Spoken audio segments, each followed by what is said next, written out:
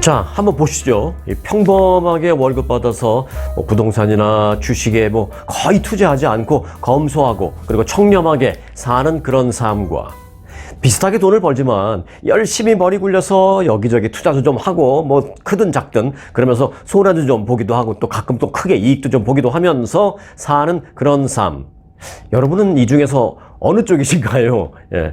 왜 제가 오늘 처음부터 이 말씀을 드리냐면요. 바로 이번 대통령 선거의 또 다른 관전 포인트인 그 민주공화 양당의 그 부통령 후보들의 삶이 바로 그렇기 때문입니다. 자, 오늘 첫 번째 스토리입니다. 민주당 부통령 후보로 지명된 팀 월즈 미네소타 주지사가 집이나 주식을 보유하지 않은 그런 재정 상황을 지금 공개해서 크게 관심을 끌고 있습니다. 지금 집도 없는 거예요, 그분이. 정확하게 말씀드리면 있었는데 주지사가 되면서 이 주지사 관저에 들어가잖아요. 관저에 들어가기 전에 집을 팔았습니다. 그래서 지금 집 없어요. 자, 월스트리트저널 보도에 따르면 이 월즈 주지사의 순 자산은 민주공화 양당의 대통령, 부통령 후보 4명 가운데 가장 적다. 이렇게 보도했습니다. 자, 월즈 주지사 이 부부의 순 자산이 100만 달러에도 많이 못 미치는 것으로 알려지고 있습니다. 100만 달러, 크다면 크고 적다면 적지만 사실 웬만하면 이제 집 하나 정도 갖고 있고 하면은 100만 달러 자산 사실 어려운 건 아니잖아요. LA 지역에서는 비싼 집 아니어도 일반적인 평균적인 집만 해도 90만 불, 100만 불 하니까 페이오프 됐냐, 론이 얼마 있냐, 이런 건 차치하고 하더라도 쉽게 생각하면. 근데 그런 거 다 합쳐도 100만 달러가 훨씬 안 된다라는 것입니다. 물론 이제 지역적인 차이도 물론 있겠지만. 자, 월즈 주지사가 가장 최근에 공개한 재산 공개 자료를 보면 연방 하원의원 임기를 마쳤을 때 지난 2019년이었는데 그때 이제 주지사 되기 전에 그때 제출한 건데 당시에 그 자산 규모는 36만 2천 달러로 돼 있었습니다. 집을 포함해서 가진 전 재산이 36만 2천 달러예요. 공화당 대선 후보인 트럼프 전 대통령이 재산 가치 57억 달러로 세계 억만장자 순위 500위 안에 올라가 있는 것과 비교해보면 아주 소박한 거죠. 아니, 소박 정도가 아니라 그것과 비교하면 아주 가난한 수준이죠. 자, 팀 월즈 민주당 부통령 후보, 팀 월즈 미네소타 주지사는 특히 이제 집 등 이제 부동산과 또 주식, 펀드, 채권 등 이런 것들을 보유하지 않았다라는 점에서 지금 유력 정치인으로서는 아주 이례적으로 알려지고 있습니다. 그래서 많은 사람들이 그래? 하면서 지금 들여다보고 있는 겁니다. 자, 2019년 미네소타 주지사로 취임할 때 관저에 들어가면서 미네소타주 이 맨케이토라는 지역에 있던 집을 팔았습니다. 얼마에 팔았냐? 30만 4천 달러에 팔았습니다. 아무리 지역적으로 격차가 있다 하더라도 LA로 따진다면 이건 원베드룸 조그만 콘도도 40만 불 다 넘습니다. 웬만하면. 이 30만 불 갖고에는 원베드룸 조그만 500 스퀘어 피트 사이즈 되는 원베드룸 콘도도 못 삽니다. 30만 달러 갖고는. 조금 떨어지면 모를까. 여하튼 그 지역 미네소타주의 이 맨케이토라는 지역에 있는 주택을 30만 4천 달러에 그때 팔고 주지사 관저로 들어갔습니다. 자, 월즈 주지사가 하원 의원으로 있던 2007년부터 2019년까지 12년 동안 제출한 그 재산 공개 자료를 보면요. 주식을 보유했던 적은 한 번도 없는 것으로 되어 있습니다.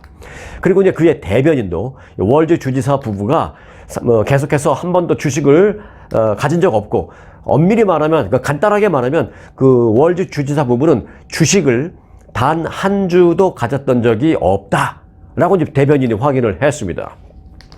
자, 월즈 주지사의 재산은 교원연금, 고등학교 선생님 출신이잖아요. 그래서 이제 교원연금, 그리고 대학 학자금 저축, 또 종신보험 등에 한정되어 있습니다. 집도 없고요. 이제 이런 것들만 있습니다, 지금. 이에 비해서, 자, 그러면 반대편을 볼까요? 경쟁 상대인 공화당의 J.D. 벤스 부통령 후보, 이 J.D. 벤스 상원의원, 이 부부의 자산과 투자 현황을 보면요. 팀 월즈 주지사보다는 훨씬 규모가 크고 다채롭습니다.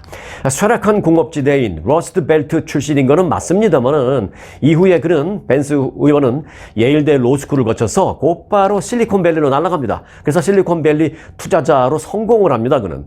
그래서 그는 100여 개의 회사의 지분을 갖고 있습니다. 주식을 갖고 있다는 것이죠. 그가 보유한 그 기업 지분의 가치는 다 합치면 도합 한 350만 달러 정도로 평가되고 있습니다. 그러니까 주식 보유량만 그렇다는 거죠. 자, 제이디 벤스 의원은 이 비트코인은 물론 그리고 석유, 금 이런 부분에도 투자를 하고 있는 것으로 알려지고 있습니다. 집도 여러 채 갖고 있고요. 자, 민주, 공화 두 양당의 이 부통령 후보, 이 두 후보는 연 수입에 있어서도 상당한 차이가 납니다. 팀 월즈 이 주지사는 민주당 부통령 후보는 미네소타 주지사로 12만 7,600달러를 연봉 받습니다. 자, 저도 이번에 알았어요. 미네소타 주지사의 연봉이 12만 7,600달러. 이거를 받습니다. 어찌 보면 그 지역으로 보면은 한 달에 한 10,000불 정도 그 월급이니까 그 지역 기준으로 본다면 적은 건 아니라고 말할 수도 있겠지만 일단 그렇다고 치고요. 미국 부통령의 그러면 1년 연봉은 얼마냐? 미국의 부통령 연봉은 28만 4,600달러입니다. 28만 4,600달러. 그러니까 이제 팀 월즈 주지사가 주지사를 하다가 만일 부통령에 당선이 된다면 백악관에 입성하게 될 때는 그 주지사의 연봉보다는 2배 이상으로 연봉이 뛰게 되는 셈이죠. 네. 그런 면으로서는 팀 월즈에게는 괜찮은 도전입니다. 이번에 이 부통령 후보. 자, 그에 비해서 다시 공화당 쪽 가볼까요? 제이디 벤스 상원의원은 상원의원에 당선되기 그 이전에 일했던 벤처 캐피탈에서 받은 금액과 또 자기가 책 썼잖아요. 힐빌리의 노래, 그 회고록 힐빌리의 노래, 힐빌리 엘레지, 이런 그 책에 대한 저작권 수입, 또 부동산 많이 갖고 있잖아요. 집도 여러 채 있으니까 이제 세 났을 거 아니에요. 그 월세 같은 거 받죠. 그런데 임대 수익 등등으로 해서 한 해에 최소 한 100만 달러 이상은 월급 외에도 100만 달러 이상의 수익은 쉽게 벌어들이고 있는 것으로 알려졌습니다. 자, 이처럼 태어나서 자라는 과정은 거의 비슷한 흑수저 출신이었다라는 건 맞습니다만은 한 사람은 그 안에서 청렴하게 그리고 어찌 보면 마음 편안하게 살면서 재정적으로는 크게 점프업하지 못한 그런 삶. 바로 팀 월즈 주지사이죠. 네. 그리고 또 한 사람은 같이 흑수저 출신인 건 맞습니다만은 이후에 대학 졸업한 후에는 실리콘밸리로 날아가서 자신이 공부한 모든 것을 쏟아부어서 그쪽 인맥도 많이 쌓고 또 그로 인한 어떤 정보도 많이 활용하고 해가면서 큰 돈을 번 삶. 바로 제이디 벤스 의원 삶이죠. 네. 두 사람이 아주 제대로 상반된 그런 모델 케이스를 보여주고 있습니다. 자, 그럼 어느 쪽 인생이 잘 살아온 거냐? 네, 정답은 없습니다. 정답은 없죠. 전문가들은 말하고 있습니다. 팀 월즈 주지사가 안정적이고 또 어찌 보면 대표적인 어떤 티피컬한 미국의 그 중산층의 삶의 버전이다. 하지만 그리 매력적이지는 않다라고 말하고 있습니다. 이제 그리 매력적이지 않다라는 걸 좀 애둘러 한 표현이지만 다시 말하면 쉽게 말하면 좀 더 투자를 좀 해서 돈을 많이 벌지 못했다 하더라도 한 달에 10,000불만 번다 하더라도 8,000~9,000불 좀 쓰고 한 1,000불 정도, 2,000불 정도 만이라도 한 달에 그렇게 좀 투자를 통해서 자산을 늘릴 수 있었겠지만 그는 그렇게 하지 못했다. 라는 의미죠. 좀 아쉽다라는 부분도 있습니다. 네. 그러니까 장단점이 있어요. 마음 편안하게 어떤 평범하게 청렴하게 대표적인 티피컬한 미국의 중산층의 삶을 살았다. 하지만 이런 부분은 좀 아쉽다라는 그런 의미입니다. 자, 반대로 가볼까요? 제이디 벤스 의원의 경우에 자산을 늘리고 부를 일구고 하는 그런 경로는 많은 사람들이 부러워할 만하고 성공적이긴 하다. 하지만 반대로 사실상 대부분의 미국인들이 따라할 수 있는 것은 아니다. 라고 전문가들은 말했습니다. 쉽게 말하면 이런 거죠. 성공적인 그 경제적인 부를 이룬 거는 인정한다. 하지만 그 과정에 있어서 살짝 좀 법을 비껴가는 그런 탈법이랄까? 불법까지는 아니어도 그런 것도 좀 살짝 해야 되고 또 자신들의 인맥을 최대한 활용해서 주식을 매수할 때 사용한다든지 이런 그런 활용도 좀 해야 하고 물론 법 테두리 아니라는 단정하에입니다만 자, 그렇지 않고서는 그 제이디 벤스 의원 같은 성공 사례가 사실은 확률적으로는 쉬운 일은 아니다라는 것을 전문가들은 또 그렇게 누구나 할 수 있는 삶은 아니다 이렇게 애들로 표현한 겁니다. 네. 여하튼 그 두 사람의 삶, 여러분은 어느 쪽에 더 높은 그런 점수를 주시겠습니까? 물론 미리 말씀드렸다시피 정답은 없습니다. 그죠? 여러분의 마음 가는 곳, 지금 어느 쪽이든, 나는 이게 난 것 같아. 뭐 정답은 없어도 나는 이게 난 것 같아. 라고 마음 가는 곳이 있습니까? 있다면 그곳이 정답이다. 라고 생각하시면 되겠습니다. 아주 출발은 비슷했지만 상반된 삶을 살아온 두 사람들, 이제 두 사람이 또 다른 승부처에 지금 놓여져 있습니다. 최종 승부는 과연 어느 쪽으로 저울이 기울지 이제 한 석 달 후 미국의 대통령 선거 결과가 그래서 주목되는 거고요. 그래서 그 과정이 또 관전 포인트가 재밌는 게 있다. 이런 말씀을 오늘 첫 번째 스토리로 전해드렸습니다. 자, 그나저나요. 그 일본은 지금 지진 때문에 아주 큰일입니다. 일단 그 어제 지진이 있었는데요. 일본 규슈 남동부 미야자키현 앞바다에서 규모 7.1의 강진이 발생했습니다. 그래서 최소 12명이 다치고 가옥 2채가 무너졌다라고 알려지고 있습니다. 규모에 비해서는 뭐 피해는 크지 않아서 다행이긴 합니다만은, 자, 이번 지진 발생 지역, 이게 이제 문제입니다. 이번에 지진이 발생한 그 규슈 지역은요, 100년 주기로 대규모 지진이 발생하는 것으로 알려진 소위 난카이 대지진에 해당하는 지역이 바로 거기입니다. 일본 정부는 이번 지진이 그 난카이 대지진의 전조 증상은 아닌지 지금 아주 바짝 긴장하고 있습니다. 정부 차원에서 긴장하고 있는 겁니다. 전문가들은 이곳에서 그 난카이 대지진이 30년 이내에 발생할 확률이 80%다라고 예상을 하고 있었습니다. 근데 이게 그건지는 아직 모릅니다. 그래서 지금 계속 조사하고 검사하고 연구하고 또 앞으로 일주일이 더 중요하다는 뭐 이런 얘기가 나오고 있습니다. 만일 이곳에서 이거는 지금 7.1 있었던 어제 지진은 전조 증상이고, 만일 이곳에서 그 예상하는 대로 또 걱정하는 대로 규모 8 또는 그 이상 한 9에 달하는 대지진이 실제로 발생한다면 사망 및 실종자는 무려 23만 명, 그리고 200만 채가 넘는 건물 피해가 예상된다 라는 조사 결과도 나와 있는 그런 상태입니다. 일본 지진 전문가들은요, 규모 7급, 이 7급의 지진이 발생하면 비슷한 정도의 지진이 일주일 이내에 또다시 발생할 가능성이 매우 높다라면서 추가 지진에 대한 주의보까지 발령한 상태입니다. 기시다 후미오 일본 총리는요, 추가 지진이 발생하면 바로 피난할 수 있게, 바로 대피할 수 있도록 비상식량을 각 가정마다 준비해 놔라 라고 규슈 지역 주민들에게 당부를 했습니다. 규슈 지역을 달리는 그 고속열차 잘 아시죠? 신칸센 운행은 그래서 일시적으로 중단이 됐고요. 그리고 아마 하루 이틀 후에 다시 운행을 한다 하더라도 그렇게 고속으로는 안 달리고, 신칸센이 이제 고속열차인데 고속으로 안 달리고 일단은 앞으로 한 일주일 정도까지는 저속으로 달리겠다라고 말하고 있고요. 그리고 이제 미야자키 공항은 역시 일시적으로 지금 운항이 중단되어 있는 그런 상태입니다. 자, 그런데 여기서 중요한 게 있습니다. 뭐냐면 앞서 제가 언급을 했던 그 단어, 난카이 대지진이라는 그 용어를 좀 우리가 알아야 됩니다. 이 난카이 대지진이라는 내용을 좀 잠시 제가 설명을 드리자면 이렇습니다. 자, 난카이 대지진이라는 것은 이번에 그 7.1의 강진이 발생한 규슈 지역을 중심으로 한 그 해안 지역을 난카이라고 하는데요. 이 지역에는 100년마다 한 번씩 대지진이 일어난다라는 얘기가 있습니다. 또 한 번 발생하면 규모가 보통 한 8 정도 되는 그야말로 파괴적인 대지진이라는 것입니다. 물론 실제 기록도 있습니다. 정확하게 그 기록을 보면 정확하게 그 뭐 100년마다라고 되어 있지는 않습니다. 그렇게 볼 수는 없습니다. 하지만 일단 좀 설명을 드리자면 이렇습니다.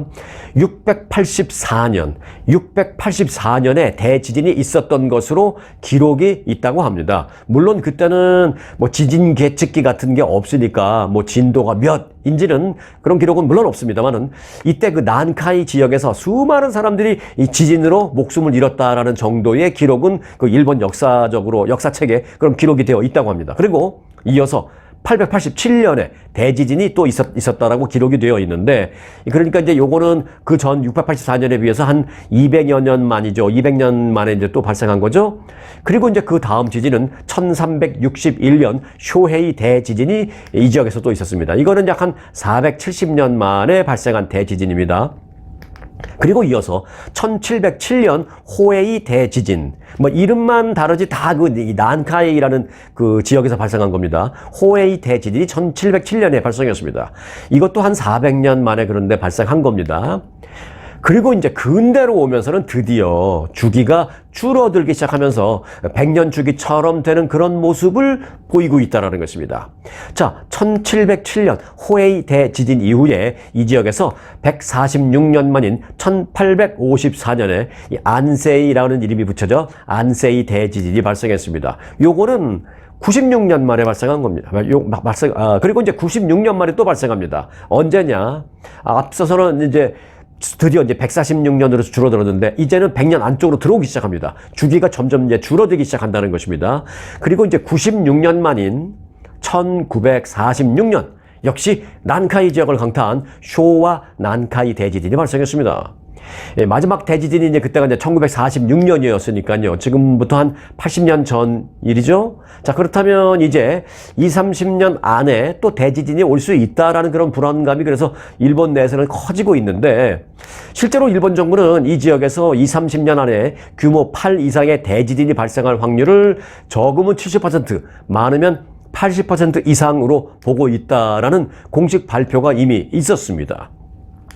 그래서 어제 이 지역에 7.1의 강진이 발생한 이후에 일본의 총리가 나서서 앞으로 일주일간 지진 발생 즉시 대피를 할 수 있도록 비상식량, 비상약품 등을 갖춰놓고 대피 준비를 앞으로 일주일 동안은 최대한 철저하게 준비를 하라라는 그런 주의보를 정부 차원에서 일본 총리가 발령한 것입니다.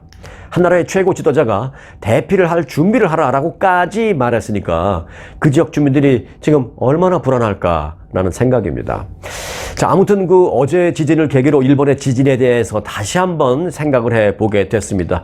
바라건대 대지진이 없었으면 좋겠다라는 생각을 갖습니다. 아무리 일본과 우리가 애증의 관계가 있다 하더라도 일본의 대지진이 있는 게 절대로 한국에도 좋지는 않습니다. 어제 그래서 7.1의 지진이 발생했을 때 부산에서도요, 부산에서 지진이 났나? 내가 지금 방금 전에 흔들림을 감지했습니다라는 신고 전화가 수십 건 119 통신센터에 접수가 됐다라는 것입니다. 부산까지도 진동을 느꼈다는 거예요. 그러니까 일본에 대지진이 있는 게 결국 한국 쪽에도 좋지가 않습니다. 플러스 또 하나, 원자력 발전소에서 또 터지면 골치 아픕니다. 또 오염수 뿌려버릴 거 아니에요. 그러니까 결코 좋지가 않습니다. 좀 일본도 그런 여러 가지 차원에서 흔들리지 않고 대지진이 없는 게 우리에게도 좋다, 이런 생각을 하게 됩니다. 자, 이어서 간추린 소식 몇 가지 좀 전해드리겠습니다. 코스코 관련 소식인데요. 이 멤버십을 내가 갖고 있으면 없는 친구한테 가끔 빌려줘서 그 친구가 사용하는 그런 일이 가끔 있잖아요. 그래서 이제 그걸 멤버십 공유라고 하는데요. 코스코가 요즘에 이 멤버십 공유를 단속을 강화하고 있습니다. 그런 가운데 얼마나 더 강화하냐면 이제는 매장 앞에 들어가기 전에 입구에 사람이 좀 서서 이렇게 대충 보잖아요. 그러니까 그야말로 어쨌든 대충 볼 때도 있어요. 대충 보여주는 척하면서 굿모닝 하고 들어가면 굿모닝 하고 이 카드의 사진이나 이런 거를 안 봅니다. 그래서 그냥 대충 들어가는 경우가 많은데 이제는 사람 서 있는 거 외에도 거기다 스캐너를 갖다 놓겠다는 것입니다. 스캐너 도입이 본격적으로 시작됩니다. 최근 코스코는 그 비회원의 다른 사람 멤버십 카드 사용을 막기 위해서 올해 초부터 이제 시범적으로 운영하고 있는 카드 스캐너를 캘리포니아주를 비롯해서 이제 전국적으로 확대 도입하겠다는 것입니다. 이 시스템을 도입한 그 매장에서는요, 회원들이 이제 입구에서 멤버십 카드를 스캐너에 딱 넣어서 스캔을 한 후에 직원이 그 카드에 등록된 얼굴 사진과 같은지를 이렇게 쳐다보면서 동일한 인물이라는 것을 확인한 후에야 들어갈 수 있게 만들겠다는 것입니다. 근데 비회원의 경우에는 코스코 멤버십 회원을 동반했을 때만 입장할 수 있습니다. 일단 현재는 헌팅턴 비치에 있는 코스코, 그리고 잉글루드, 빅터빌, 베이커스필드 지점에 스캐너가 도입이 돼서 시범적으로 운영이 되고 있습니다. 코스코 측은 성명을 통해서 비회원이 회원과 동일한 혜택을 받는 것은 공평하지 않기 때문에 우리가 이런 것을 도입하겠다라고 밝혔습니다. 한편 그 코스코 멤버십은요, 앞으로 좀 더 오르겠습니다. 지금 현재는 가장 기본적인 일반 멤버, 그걸 이제 골드스타 멤버라고 하는데, 그 멤버십은 1년에 $60, 그리고 이제 이그제큐티브 멤버십은 $120 합니다. 하지만 다음 달 1일부터 올라요. 9월 1일부터 오르는데 일반 멤버십은 $5 오르고요. 이그제큐티브 멤버십은 $10가 인상될 예정입니다.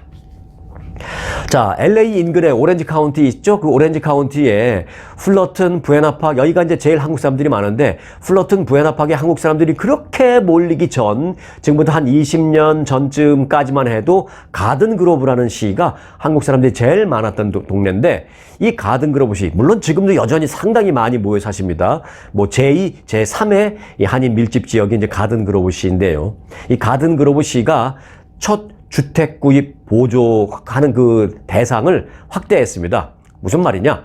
가든그로브 시 당국은 이전까지는 중간소득의 한 80% 이하를 버는 저소득층 주택 구매자에 한해서만 그 지원을 해주던 무이자 대출 혜택을 중간소득의 120%까지로 이제 확대하기로 했습니다. 그러니까 중간 소득, 평균 소득을 100으로 봤을 때 그보다 20% 정도 좀 더 많이 벌어도 혜택이 된다는 것이죠.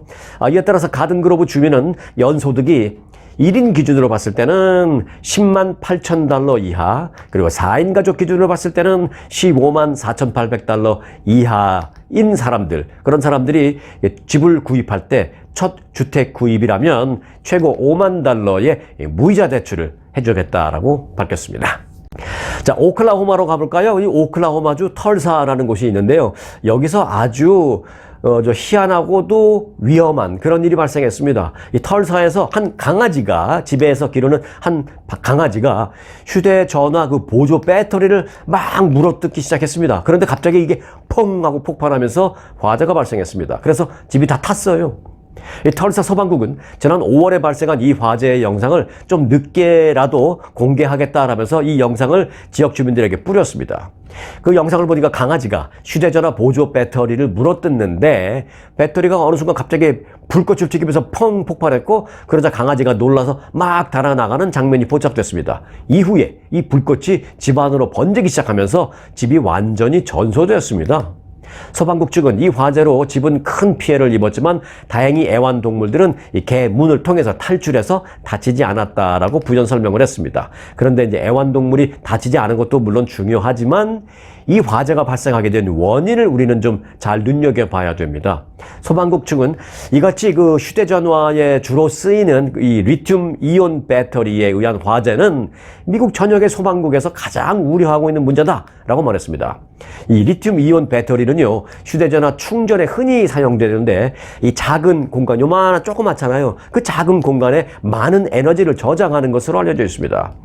하지만 그리고 이제 우리가 휴대전화에 일반적으로 되어 있는 그 배터리 말고 우리가 보조 배터리를 하나씩 들고 다니잖아요. 외부에서 급하게 어디 가서 전기 꼽을 데 없을 때 이제 갈아끼려고 이제 그런 보조 배터리, 이게 더 문제라는 겁니다. 이 에너지를 집약시켜 놓은 보조 배터리인데, 이 보조 배터리가 에너지가 제대로 통제되지 않은 상태로 방출되면 열을 발생시키고 유독가스를 발생시키고 하면서 심지어 폭발할 수도 있다고 소방국은 설명했습니다. 전문가들에 따르면 극심한 열 노출, 그러니까 이제 보조 배터리가 예를 들어서 사우나 뜨거운 데 들어가서 계속 오랫동안 뜨겁다든지, 아니면은 뜨거운 차 안에 보조 배터리나 핸드폰 같은 게 놓여 있다든지, 그게 이제 오랫동안 한낮에 굉장히 뜨겁잖아요. 근데 차 안은 더 뜨겁잖아요. 그런 식으로 극심하게 열이 노출된다든지, 이것도 위험하고, 또 물리적인 손상, 이게 이제 이번에 강아지가 막 배터리를 갉아먹은 게 물리적인 손상이죠. 그런 일, 또는 오버차지 되는 거, 또 호환되지 않은 그런 장비와 충전시키는 거, 이런 일들이 이 같은 급작스러운 폭발과 화재를 유발할 수 있다라고 밝혔습니다. 자, 그러니까 이런 점들을 우리는 주의해야 되겠습니다라는 차원에서 제가 이 뉴스를 여러분들에게 전해드린 겁니다. 자, 매력적이지 않은 외모를 가진 사람, 제가 이제 애들로 표현했으니까 이렇게 표현했지만 쉽게 표현하면 좀 일반적으로 봤을 때 좀 못생긴 사람, 그리고 이제 반대로 좀 매력적으로 보이는 외모를 갖고 있는 사람, 이렇게 나눌 수 있는데, 매력적이지 않은 그 외모를 갖고 있는 사람이 좀 잘생기거나 예쁘거나 한 사람들에 비해서 수명이 짧을 수가 있다라는 연구 결과가 나왔습니다. 어찌 보면 우스운 얘기긴 합니다만은 생각해 볼 점은 있습니다. 자, 애리조나 주립대학과 텍사스 오스틴 대학 교수들로 구성된 연구진이 1950년대에 고등학교를 졸업해서 현재는 70대 후반, 80대 초반쯤 됐을 그런 남녀, 어찌 보면 노인들이라고 표현할게요.